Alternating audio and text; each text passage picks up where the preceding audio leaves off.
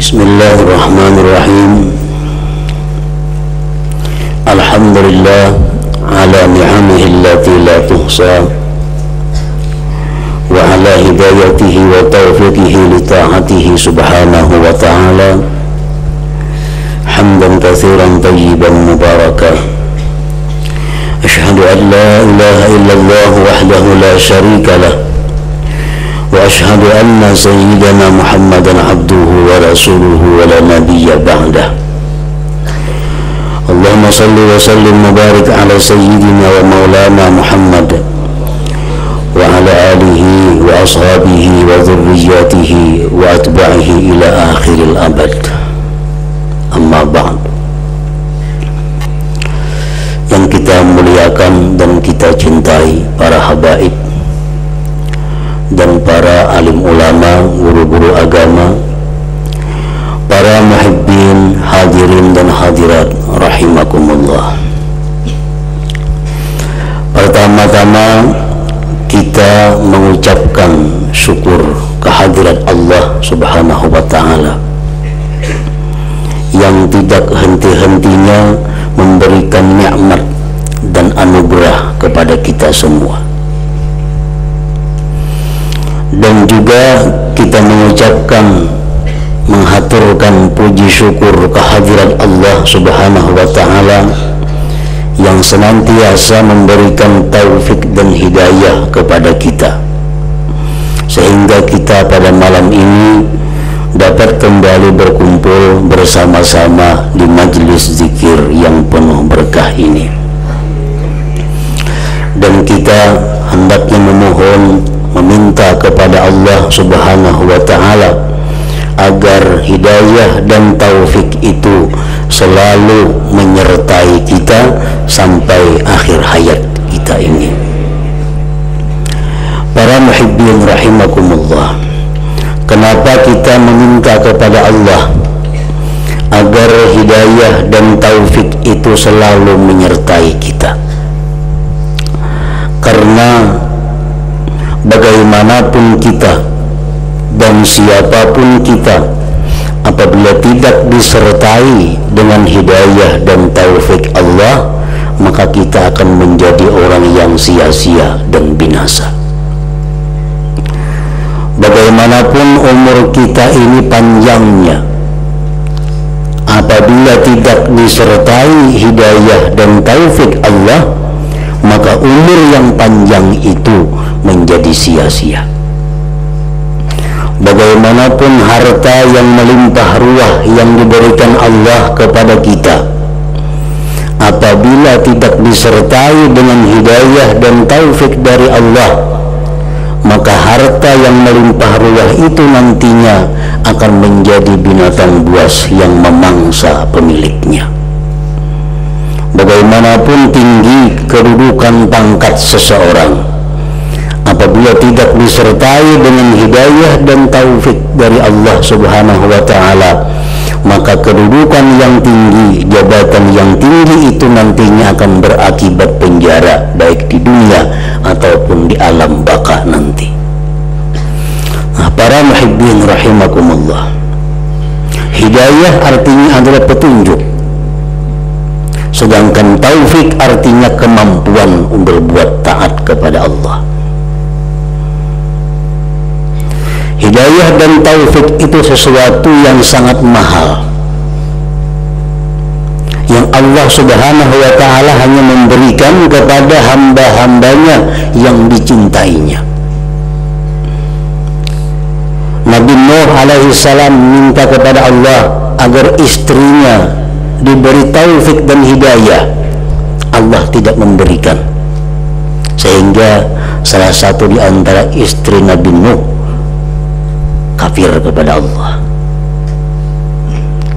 Nabi Nuh minta taufik hidayah kepada Allah agar diberikan kepada putra-putrinya. Ada putra Nabi Nuh yang tidak diberi Allah hidayah dan taufik, akhirnya dia pun ingkar kepada Allah subhanahu wa ta'ala. Begitu banyak orang-orang dahulu yang meminta kepada Allah agar diberi hidayah, diberi taufik, tetapi Allah tidak mengabulkan semuanya. Karena hidayah dan taufik itu sesuatu yang sangat mahal, yang tidak bisa dinilai dengan materi atau benda dunia lainnya. Para muhibbin rahimakumullah, bagaimana caranya agar kita ini bisa mendapatkan taufik dan hidayah? Bagaimana kaifiyat usaha kita agar kita selalu dekat dengan hidayah dan taufik Allah? Setidak-tidaknya para ulama menjelaskan ada 3 hal yang kita lakukan agar kita mendapatkan hidayah dan taufik itu. Yang pertama, minta kepada Allah, karena Allah yang punya hidayah dan taufik itu. Minta artinya adalah berdoa kepada Allah dengan doa Allahumma hdina wa wafiqna. Ya Allah, berikan kami hidayah, berikan kami taufik. Allahumma hdina wa wafiqna. Dalam sujud sembahyang kita baca, dalam kesempatan lain kita baca, agar kita selalu dibimbing, selalu mampu untuk berbuat taat kepada Allah Subhanahu wa ta'ala. Yang kedua, caranya untuk mendapatkan hidayah dan taufik itu adalah dengan talabul ilm, menuntut ilmu agama. Kita belajar ilmu agama, kita membaca sejarah para nabi, kita membaca sejarah hidup para aulia, kita membaca sejarah kekasih-kekasih Allah, kita menghadiri majlis ilmu, majlis zikir. Itu merupakan usaha kita untuk mendatangkan taufik dan hidayah kepada kita. Nah, yang ketiga, untuk mendapatkan taufik hidayah itu adalah dekat dengan orang-orang yang selalu diberi Allah taufik dan hidayah. Artinya kita bakawan. Nah, bakawan, akrab lawan orang-orang yang baik, akrab dengan orang-orang yang selalu taat kepada Allah. Itu akan sangat mempengaruhi jiwa-jiwa yang masih kosong, sangat mempengaruhi hati-hati yang belum stabil. Karena orang-orang yang jiwanya kosong, jiwanya masih goyah, itu kalau dekat dengan orang-orang baik, maka dia pun akan ikut menjadi baik. Nah, bila mana 3 perkara itu kita lakukan selalu, minta kepada Allah agar diberi hidayah taufik dengan doa Allahumma hdina wa wafiqna, atau Allahumma hdini wa wafiqni jika sendirian, jika berjamaah Allahumma hdina wa wafiqna. Yang kedua, dengan selalu menghadiri, menuntut ilmu. Yang ketiga, akrab dengan orang-orang yang diberi Allah hidayah taufik itu, maka kita pun akan mendapatkan hidayah dan taufik itu. Para muhibbin rahimakumullah, seseorang yang diberi Allah kedudukan yang tinggi, martabat jabatan yang tinggi, bila disertai dengan taufik dan hidayah, maka orang ini akan menjadi manusia yang adil dalam menjalankan hukum-hukumnya, akan menjadi orang-orang yang bijaksana dalam mengatur rakyatnya. Orang-orang kaya yang diberi Allah harta melimpah ruah, bila mana disertai Allah dengan taufik dan hidayah, maka dia akan jadi orang kaya yang bersyukur kepada Allah, yang menggunakan nikmatnya untuk ibadah dan taat kepada Allah Subhanahu wa ta'ala. Para muhibbin rahimakumullah, jadi yang ketiga adalah bahwa kita mesti dekat, kita mesti akrab dengan orang-orang yang baik, dengan orang-orang yang sudah dapat hidayah taufik dari Allah Subhanahu wa ta'ala. Sebagaimana dikatakan oleh ahli hikmah, man jalasa ma'a thamaniyati asnafin minan nas zadahullah thamaniyata asya. Siapa yang akrab, siapa yang bergaul, siapa yang selalu berdampingan dengan 8 perkara, 8 kelompok manusia, maka Allah akan menambahnya dengan 8 pula. Nah, kenapa sebabnya? Karena orang yang demikian hatinya belum kuat. Kalau sudah punya hati kuat, punya ma'rifat yang cukup, maka dia bergaul siapapun, akrab dengan siapapun, tidak akan mempengaruhi. Kalau orang itu sudah hatinya kuat kepada Allah, ma'rifatnya kepada Allah, imannya sudah teguh dan kukuh, bergaul lawan siapapun kada akan mempengaruhi.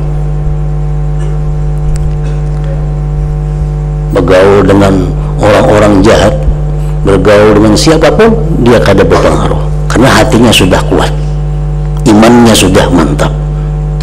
Nah, demikian pula hanya orang-orang yang sudah teguh hatinya, sudah kokoh hatinya dengan kejahatan.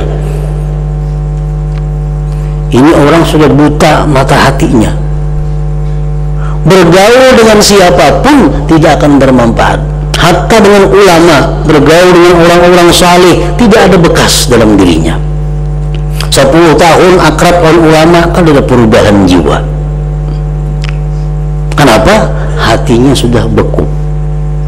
Nah, sama halnya orang-orang yang sudah hatinya hidup, hatinya sudah teguh, imannya kuat, walaupun dia bergaul dengan jin, dengan hantu, tetap tidak akan berubah.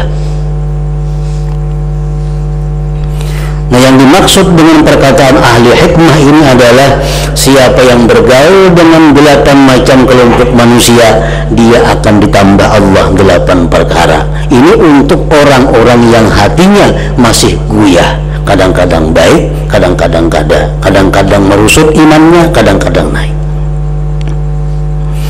Man jalasa ma'al aghniya zadahullah hubbad dunya war raghbata fiha.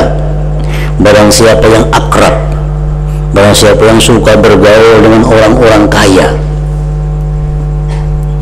Allah tambah dalam hatinya kecintaan dan kegemaran pada urusan dunia. Ini orang belum kuat hatinya. Bila bakawan orang-orang sugih, kalau hendak jadi orang sugih hajuinya.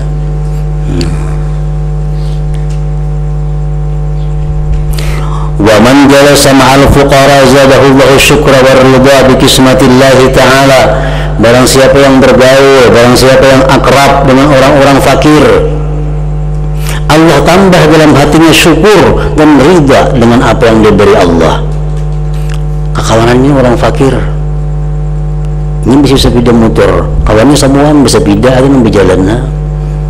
Mau syukur dalam hatinya, ridha dengan apa yang diberikan Allah. Kasih tu kamari bakawan orang fakir, menambah kesyukuran terhadap nikmat Allah. Wa man jalasa ma'as sultan zadahullahu kibra wa qasawatal qalbi. Barang siapa yang suka bergaul dengan para pejabat, ketujuh pejabat saja kawan, Allah tambah dalam hatinya itu orang kesombongan dan kekerasan hati. Kenapa garang? Karena pejabat itu umumnya sombong, umumnya keras hati. Pejabat apakah? Itu sudah dicap umumnya mereka itu adalah keras hati. Arti keras hati itu apa? Kada peka dengan sekitarnya. Umumnya demikian. Pejabat itu kada perhatian kepada rakyatnya. Pejabat mengambil uang negara, membeli mobil yang mewah, rumah yang mewah, sedangkan rakyatnya masih hidup terlantar, banyak yang miskin. Ini menunjukkan keras hati, kada peka. Nah, katujuh bakawan kayak itu jadi macam itu. Pejabat itu mah kada seorang mau harus keras hatinya.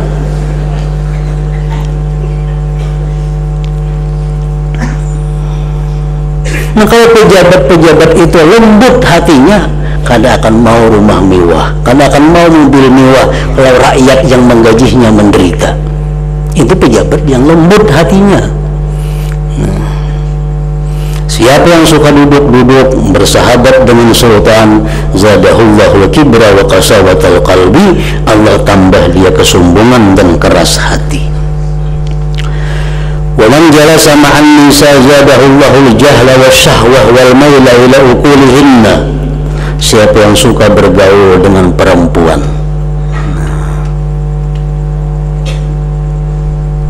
katuju duduk merumpi dalam beginian.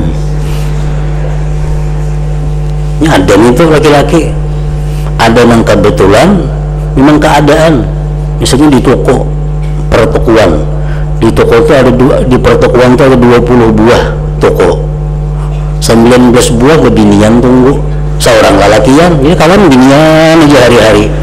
Nah ini laki-laki bahaya, jadi bini-bini karena akalnya, akalnya jadi bini-bini.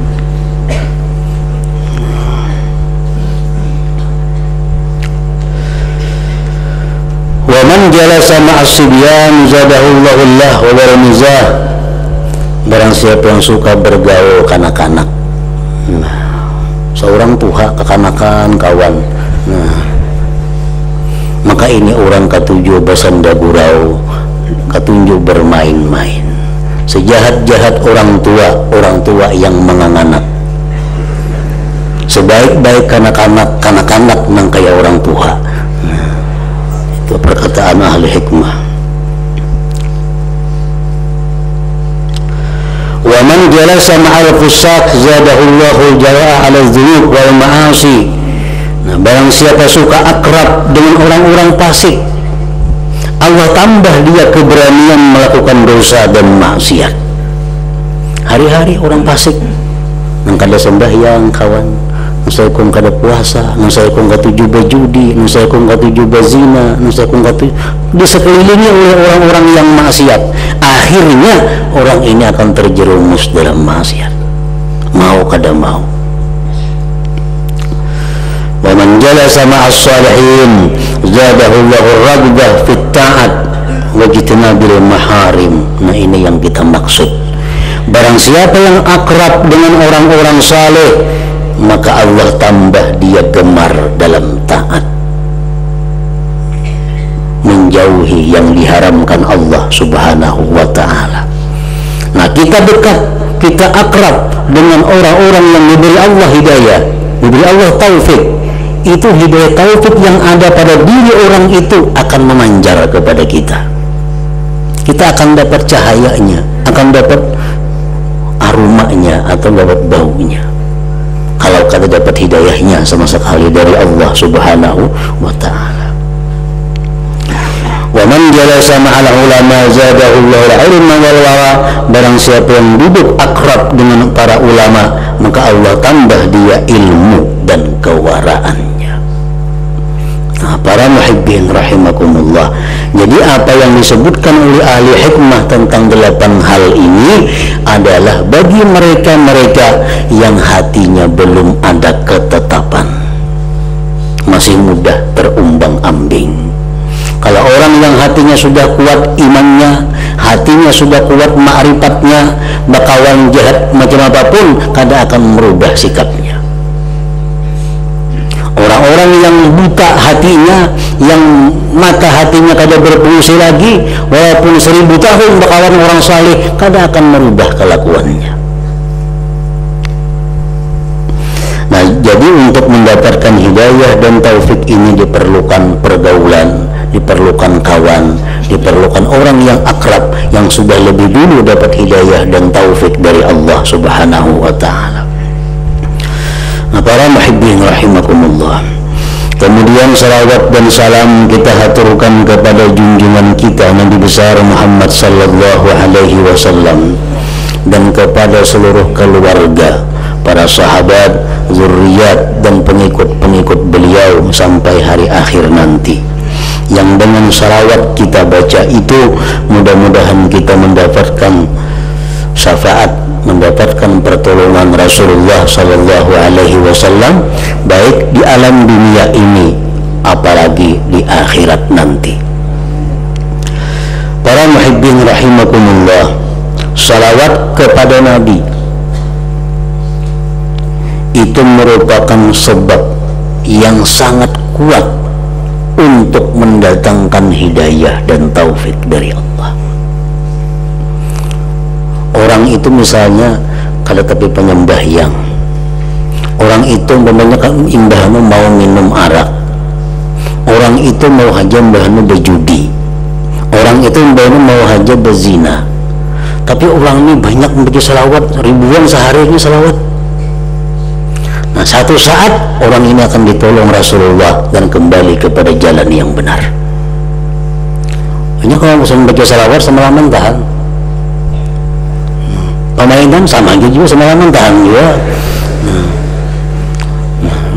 Cuma kalau salawat karena ketinggalan,